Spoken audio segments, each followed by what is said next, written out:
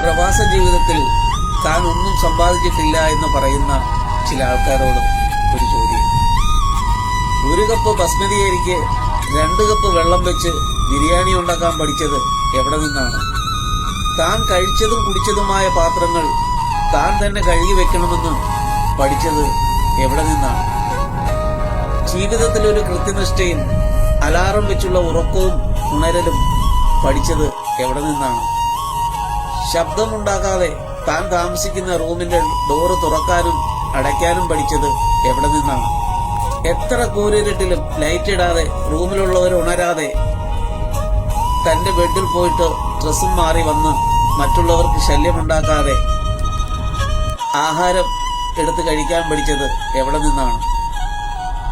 ശമ്പളമായി 100 കിട്ടിയാൽ അതിന്റെ കൂടെ 50 കൂടെ വാങ്ങിച്ച് കൂട്ടി അയക്കാനായിട്ട് പഠിച്ചത് എവിടെ നിന്നാണ്? സ്കൂളിൽ 10ഉം 15ഉം വർഷം ഇരുന്നിട്ട് പഠിക്കാത്ത ഭാഷകൾ പഠിച്ചത് എവിടെ നിന്നാണ്? തന്റെ സ്വന്തം വീട്ടിൽ ഒരു ചായ പോലും ഉണ്ടാക്കാത്ത ഒരാൾ പ്രവാസിയായതിനു ശേഷം ചുരുങ്ങിയ 1 മാസം 2 മാസത്തിനകം തന്നെ ബിരിയാണി ഉൾപ്പെടെ സദ്യ ഉണ്ടാക്കാൻ പഠിച്ചത് എവിടെ നിന്നാണ്? ലോകത്തിലെ ഒരു യൂണിവേഴ്സിറ്റിയിലും പഠിപ്പിക്കാത്ത സാമ്പത്തിക ശാസ്ത്രം പഠിച്ചത് എവിടെ നിന്നാണ്?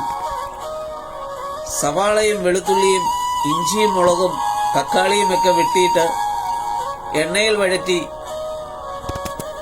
മുളകുപൊടി, മല്ലിപ്പൊടി, മഞ്ഞൾപ്പൊടി, മസാലപ്പൊടികൾ ഇട്ട് ചിക്കൻ ഇട്ടാൽ ചിക്കൻ കറിയും, മട്ടൻ ഇട്ടാൽ മട്ടൻ കറിയും, മീനിട്ടാൽ മീൻ കറിയും, അത് പോരാഞ്ഞിട്ട് അതിനകത്ത് മോരൊഴിച്ചാൽ മോരുകറിയും കൂടാഞ്ഞിട്ട് ഇതൊന്നുമില്ലെങ്കിൽ തക്കാളിക്കറിയുമാക്കി മാറ്റിയ സൂത്രം പഠിച്ചത് എവിടെ നിന്നാണ്?